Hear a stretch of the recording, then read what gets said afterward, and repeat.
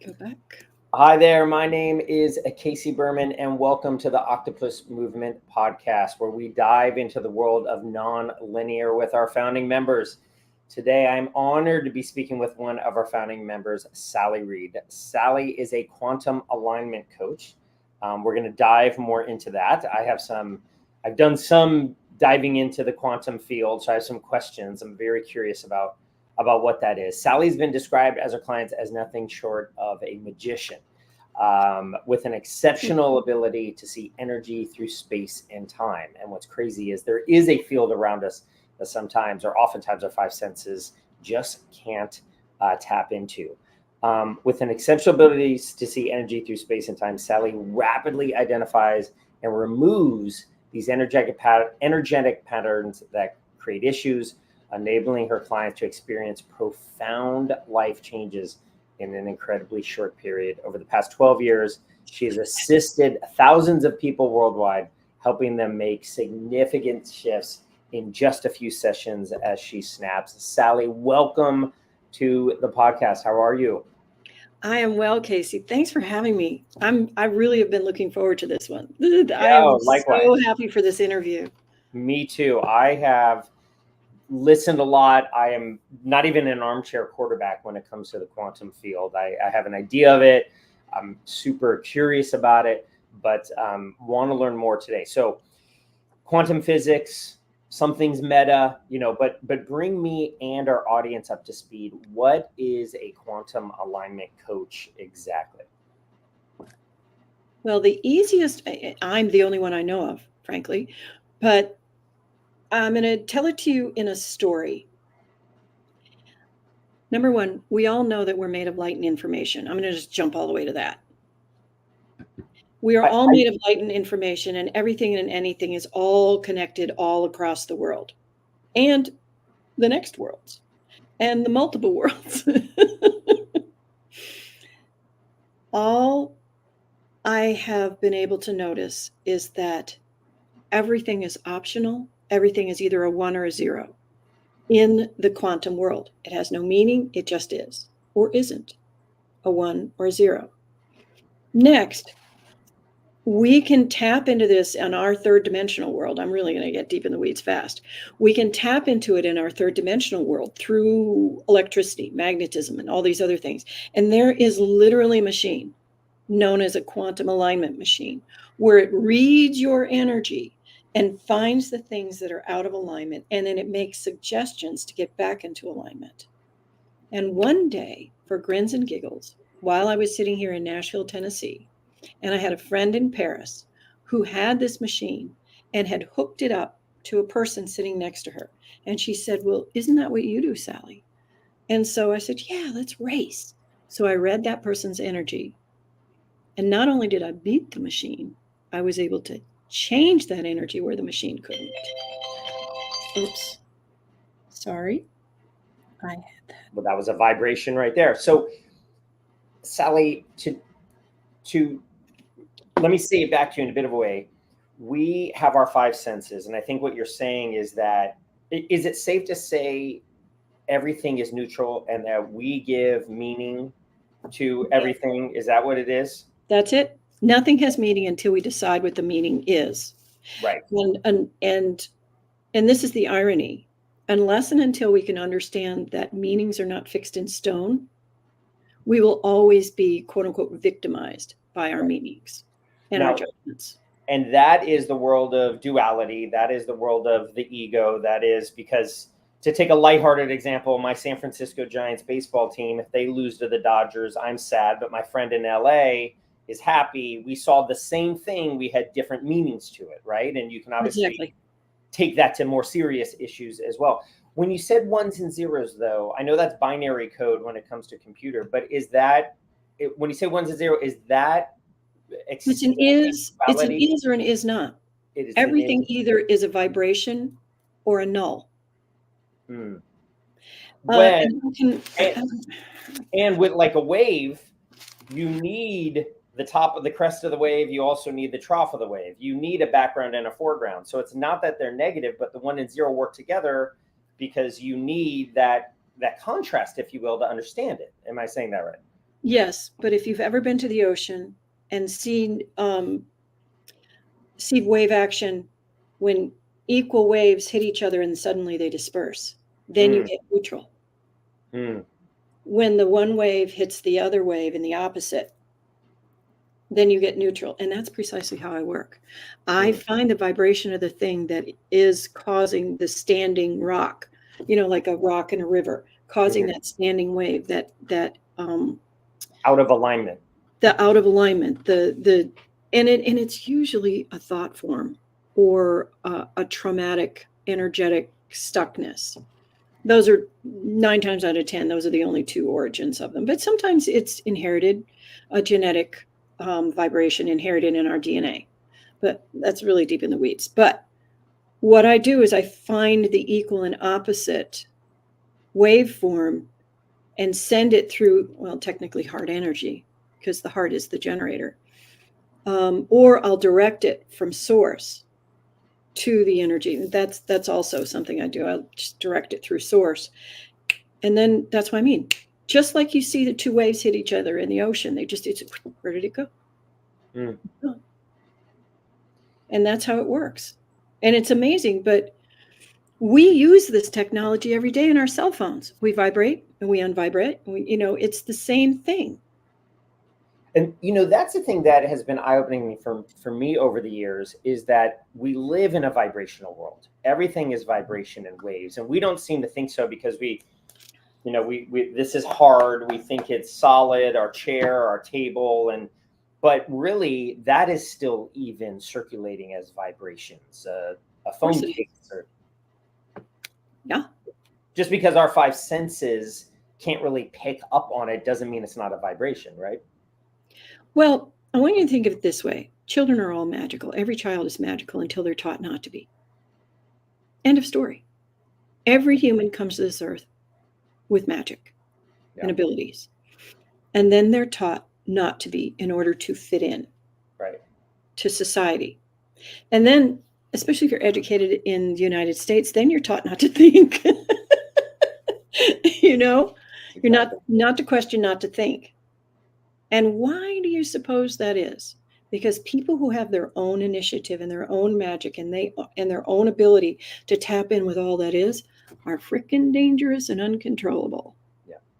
And which is why we are together as a group to begin with, because we love being dangerous and uncontrollable. That's the whole point. Yeah. Right? And that's one reason why we homeschool our kids. So I understand. So when, for some of us who are older, have had that magic taken out of us, how can we get it back, or at least tap into it, or at least not be totally controlled by them? Is that what you help with through your practice a bit? I do. It's all about expanding possibilities. And what the issue is we have created guardrails, operating rules. That's our subconscious mind. Mm. That's our, like, here's a good thing to do. Here's a bad thing to do. We want to avoid bad. We don't like bad. Bad feels bad. So we're going to only try to stay in the good. So it's a combination of our training through making mistakes. So we learn that making mistakes is bad, and we learn thinking for ourselves is bad, and having it's just the way we're handled. And so in order to get this back, it's very simple. Do something that we never do. Question. Yeah. Is this something I truly believe? What about this is so important? What about this is so scary to me? Right. It's simply, do I really believe this? That's how I started. I started with, wait a minute, is that something I truly believe about myself? And then I went through all of my beliefs and, up down them. Oh no, that's a yeah. I don't believe that. Yes, I believe that. And it's as simple as doing the thing we were taught not to do, which is question Right. everything. And you're not just going to question someone you don't like or a talking head on TV. You're going to be questioning yourself. You're going to be questioning your identity and your beliefs, either that you have nurtured yourself or that you've inherited other people's beliefs that you've taken on your own but have been ingrained. That's hard to do. You want to question yourself first. Because here's the other dirty little secret nobody tells you. 100% of your triggers, when you're pointing outward, are keys to the kingdom in here. Yeah. 100%, not one or two, all of them. Everything that triggers you, i.e., get your boom car bumping, you understand is a clue to So you. let's make that real a bit. So if let's say there's a politician on TV that triggers you, just gets you angry, can't believe it. You don't want this person elected. The world's going to end. You cannot believe how stupid people are to think about voting for this. Either side. I'm not saying anything, but you could be on any side. I get it. That triggers you, right? What does that, as much as you're pointing at the television, what does that say about you when you're triggered by that or something similar to that? I'm going to move it into something less polarizing than politics for the example, because when you're going to do an example, it's easier to do a baby one. Let's do that. Say your Aunt Nancy comes over and she just spouts stuff that makes you full on cray-cray. Yeah. Now you understand on the level that she is a person that you love or once loved. So the first thing you have to understand is where is your personal judgment coming from? Where, what is it that you're not going to tolerate? Is it Nancy as a human? Is it the insensitivity that bothers you? What is it? So tease out, because nothing is ever just one thing. Right. That's the one thing we learn in the quantum world, is only at the tiniest level is it one thing, but everything is intermixed. And so if you can tease out that you love Aunt Nancy and that you have compassion that she has learned, she's only doing as she learned, and you're not going to sit in judgment of her, but you're going to get curious about her as you would your own pain. Right. Getting curious. If we all had a teeny titch more curiosity about what it is that the other person is thinking, then we wouldn't have so much polarization, because all humans at core have a connection. Yeah. And by the way, why does it benefit other people for us not to be connected? That's what I get curious about. Who's pulling the strings here? Yeah. Years ago, I train horses, and years ago, I had a horse that was so smart people couldn't train it, because most horses, they'll fight against the rope, and that's what we humans are doing. We're fighting against the rope. Don't rope me. But this horse would go pull once and go, where's that rope going? You're the problem. See, and that's the other end of the rope. Yeah. Yeah. Now, we've got a group of non-linear folks in this audience. Mm-hmm. Two-part question. How do you define or think about non-linearity, and where does that fit into this magic, this vibration that you're talking about? I'm going to define non-linear as, instead of following a line, because everybody follows a line of thought. Right. Like when I'm going to trace a vibration in somebody, I'm going to trace the light beam as it goes. So it's not really that it's non-linear. It's non-fixed. So I generally start with the ideas, if I didn't know anything about this, what would I notice? The whole point of non-linearness is to not prejudge anything. It all has value. It all has purpose until it doesn't. Mm-hmm. So if I didn't know anything about this problem that I'm solving, instead of I've solved a problem like this in the past, I have to do this. No, every problem is new. You want to trust and verify that every problem is new, and then you're going to solve it. Because here's an example. Years ago, I had a little Jack Russell Terrier. Bless their hearts. If anybody's had one, you understand them. And I also had a BMW. And BMWs you cannot break into, as God intended. You just can't do it. And I went into the quick shop and I rolled the window down about yay high on both sides, this little coupe. And of course, the little dog stepped on the lock. And I needed to get into it quickly. And I instantly visualized that there was a problem. And within probably 2 seconds, I understood that the windshield wiper would solve the problem. And it was that fast. I visualized a problem. And then I looked for the tool that would work. And there's the windshield wiper, and I opened it in probably under 3 minutes, 2 to 3 minutes, because it takes a minute to get it fed in there.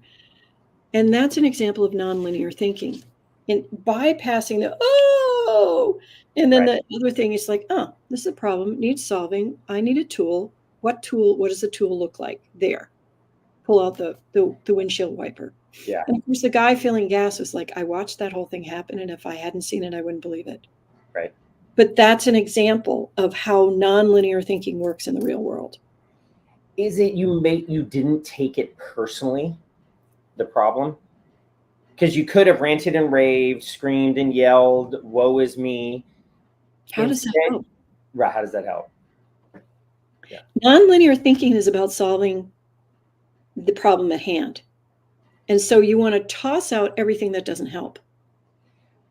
What helps some people, quote unquote, helps, David R. Hawkins, that psychologist, he talked about cheap little payoffs. Like, it feels good to get angry and scream and yell. I mean, we don't realize it, but there's that anger, there's that feeling, there's that woe is me, the victim mentality, and so on.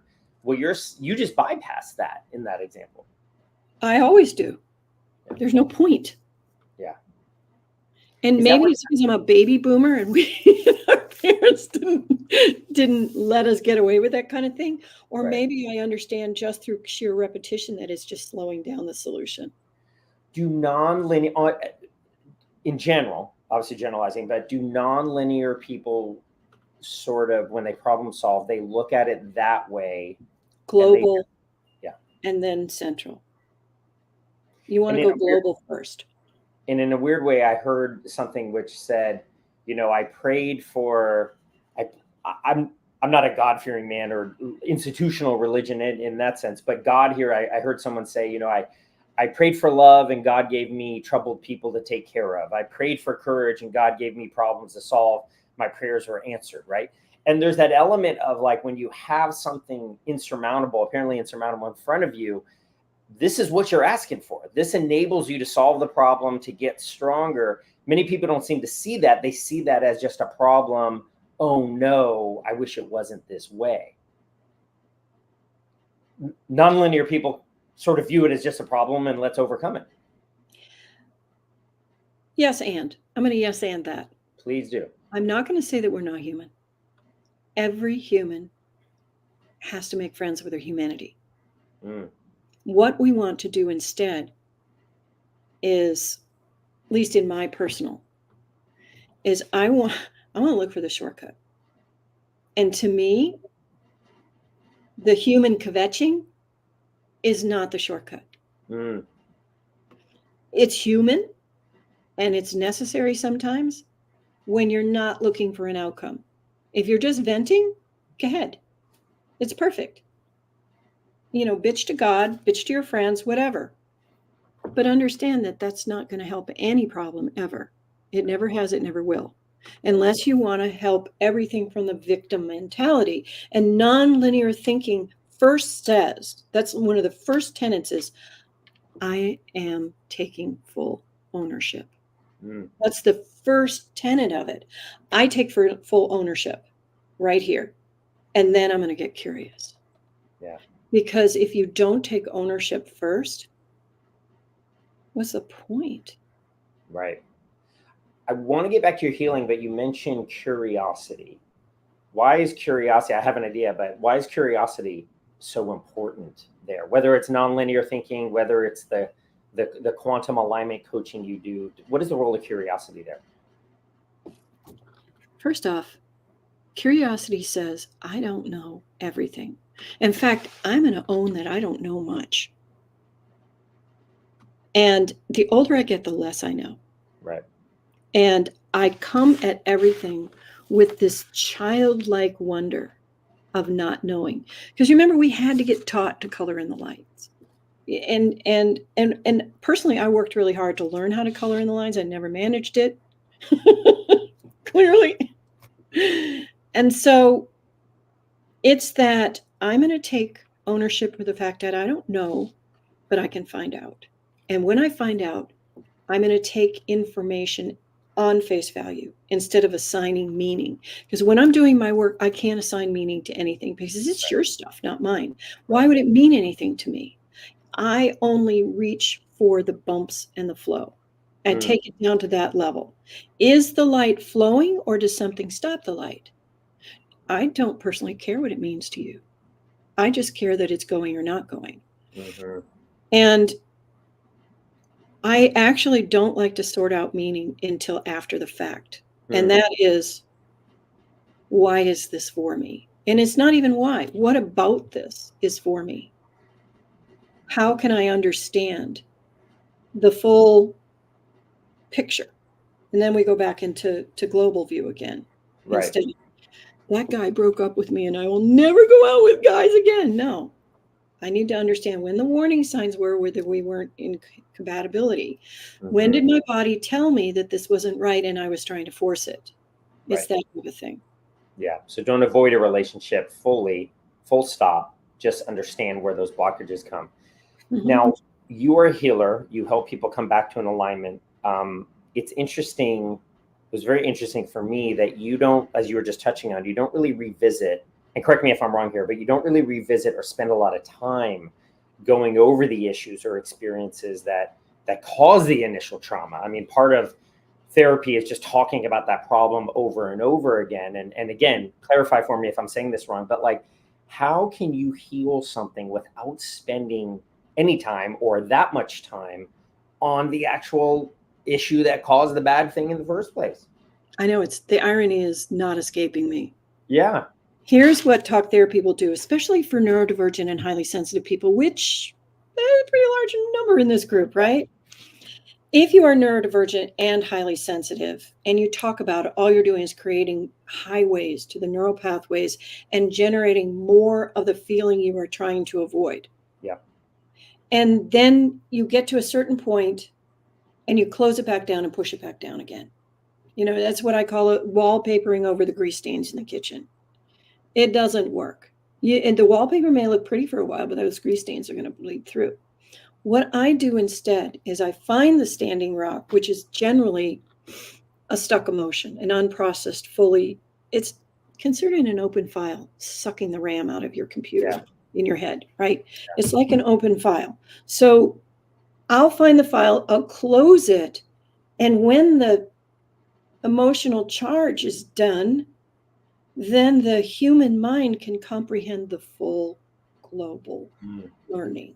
Because it's the emotional shutdown that caused us to sometimes ascertain falseness about that moment. Here's a quick example. I have a ridiculously long memory. And, you know, like I can remember learning how to walk. It's that level of ridiculousness. So there was a moment in time when I was a toddler that I got a big spanking. And what I ascertained as a toddler is that I'm not supposed to walk away from mommy. Right. Walking away from mommy is a bad thing. I must stay very close to her. But what actually happened when I unraveled that pain of the ferocious spanking is that this toddler was walking into the street and not listening to her mother. Mm-hmm. And so I missed all that. All I learned is that if mommy calls you, you better jump because she'll hit you. Right. And you have to be afraid of mommy's anger. As opposed to mommy just didn't want you to get hit by the car. Bingo. Right. And there's so many things like that where we have created meaning. Remember, full circle again. We've created meaning where the actual intention was not there. Yeah. That was mom's love hitting me, not her, actually her fear, not her love. Now, it's fascinating how you heal people very quickly. As we know, a lot of therapy, whether it's talk therapy or physical therapy, a hurt knee or something, we believe takes a long time. Oh, it's going to be 6 weeks rehab, or oh, it's going to be 2 years of talk therapy. How can you heal people so quickly? Light and energy. Turn a light switch on and off, don't you? It's literally light and energy. When I work with clients, and I think this is hilarious.